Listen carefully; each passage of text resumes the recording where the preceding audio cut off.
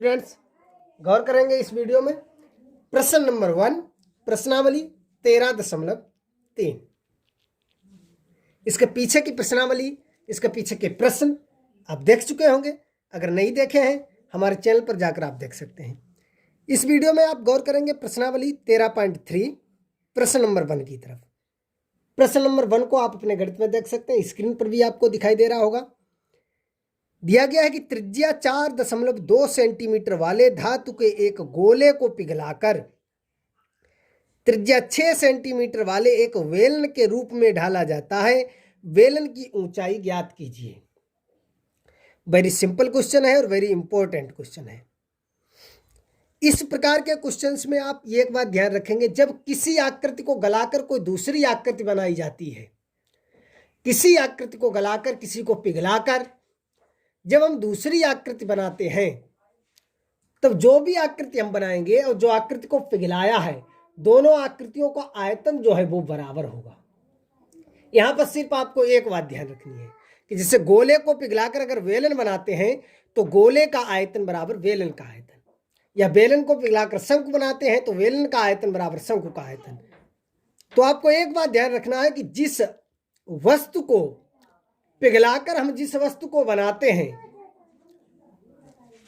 तो दोनों वस्तुओं का आयतन बराबर होगा। या इस प्रकार से कह सकते हैं कि जिस आकृति को पिघलाकर हम दूसरी आकृति बनाएंगे, गोले को पिघलाकर बेलन बनाएंगे, या बेलन को पिघलाकर शंकु बनाएंगे, या शंकु को पिघलाकर गोला बनाएंगे, मतलब कुछ जो भी एक आकृति को पिघलाकर दूसरी आकृति जब हम बनाएंगे तब दोनों आकृतियों का आयतन बराबर होगा। यहाँ से सिर्फ आपको ये एक एक पॉइंट याद रखना है, इसे समझना है, बस कुछ भी नहीं है। वेरी सिंपल क्वेश्चन है और बहुत इंपॉर्टेंट क्वेश्चन है। तो चलिए क्वेश्चन को सॉल्व करते हैं।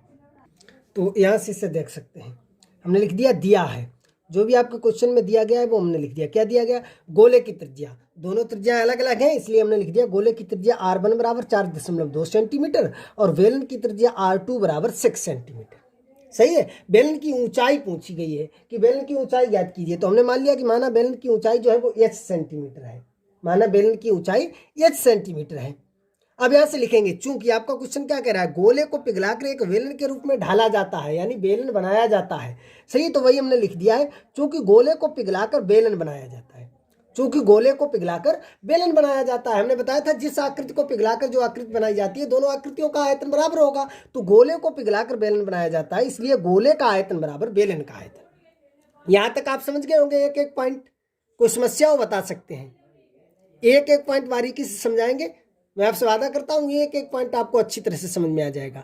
यदि इस वीडियो को अंत तक आप देख लेंगे तो इस क्वेश्चन को या इसी टाइप का कोई भी क्वेश्चन हो आप उन्हें सेकेंडों में सॉल्व करेंगे।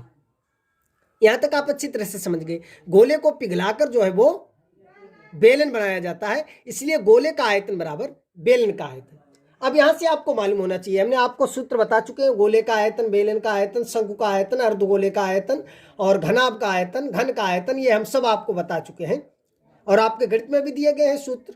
तो वहां से आप उसे नोट करेंगे और उन्हें याद करेंगे सही से, क्योंकि सूत्र याद करना बहुत जरूरी है। जब तक आपको सूत्र याद नहीं होंगे तब तक आप कोई भी क्वेश्चन सॉल्व नहीं कर सकते हैं। मैं आपको बता चुका हूं और प्रत्येक वीडियो में बताता हूं कि गणित में आपको कोई भी चीज याद करने की जरूरत नहीं है, कोई भी क्वेश्चन, कोई भी सवाल याद करने की जरूरत नहीं है, सिर्फ आपको सूत्र को याद करने की जरूरत है, सूत्र को समझने की जरूरत है। यदि आपको सूत्र याद है सही से तो क्वेश्चन आप अपनी तरफ से जो है अच्छी तरह से उसे सॉल्व कर लेंगे।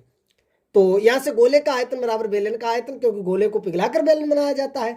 तो गोले का आयतन आपको मालूम है क्या होता है, हमने आपको बताया था। गोले का आयतन होता है 4/3 और पाई R3, जहां R जो है वो गोले की त्रिज्या है। तो यहां पर हमने गोले की त्रिज्या को R1 माना है तो ये हो जाएगा R1³ बराबर बेलन का हमने बताया पाई R²H, पाई R2 है स्क्वायर और H। समझ गए? यहां तक कोई समस्या आपको होगी नहीं। किसी प्रकार की कोई समस्या हो तो आप जो है उसे बता सकते हैं।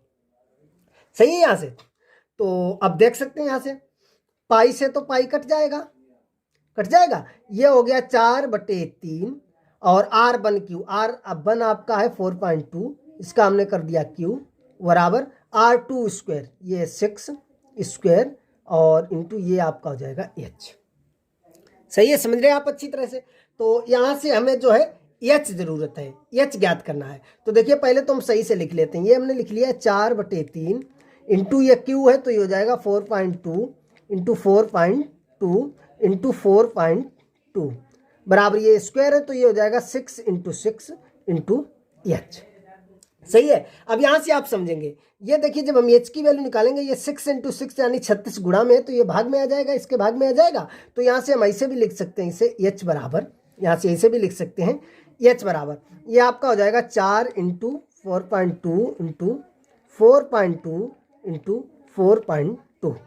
सही है, ये ऊपर वाला लिख दिया, और वटे ये देखिए 3 तो पहले से थे, सही है, और इंटू 6 इंटू 6 ये आ जाएंगे। यहां तक किसी समस्या हो तो आप बता सकते हैं। समझ गए आप अच्छी तरह से? सही है। तो यहां से देखिए काट दो, ये शायद कट जाएगा, 6 सत्ते होते हैं 42। सही है, इससे काट दो 6 सत्ते 42। सही है, और ये कट जाएगा, देखो 3 से कटेगा, 4 2 6 यहाँ कट जाएगा, तो ये हो जाएगा 3 1 3 और 3 चक्कू 12। समझ गए आप अच्छी तरह से? तो ये एच बराबर निकल के आएगा 4 इंटू ये आपका हो जाएगा 1.4 इंटू ये हो जाएगा 0.7 इंटू ये आपका हो जाएगा 0.7। तो ये हो जाएगा एच बराबर, सभी का गुणा कर दीजिए, और गुणा करने देखो 4 में गुणा 14 का, 14 में गुणा 7 का 7, और 1 2 3 अंक बाद दशमलव लगा दीजिए, बस आपका यहाँ से आंसर जो है वो आ जाएगा। समझ गए आप अच्छी तरह से? देख सकते हैं कैलकुलेशन को, वेरी सिंपल क्वेश्चन है। चूंकि गोले को पिघलाकर बेलन बनाया जाता है, इसलिए गोले का आयतन बराबर बेलन का आयतन। गोले का आयतन आपको मालूम है 4/3 पाई आर क्यू, यही तो होता है, और बेलन का आयतन होता है पाई आर स्क्वायर एच। यहाँ से सभी की वैल्यू रख दी और एच का मान आसानी से निकाल लिया। देखिए गुणा कर लेते हैं यहाँ से आप, तो ये गुणा करेंगे तो ये आपका आ जाएगा 2.744 सेंटीमीटर, ये आपकी जो है ऊंचाई आ जाएगी। सही है, समझ गए आप अच्छी तरह से? यहाँ से कोई समस्या हो किसी प्रकार की तो आप बता सकते हैं, समझ सकते हैं, वेरी सिंपल क्वेश्चन है। तो चलिए मिलेंगे अगले वीडियो में प्रश्न नंबर 2, प्रश्नावली 13.3 के साथ।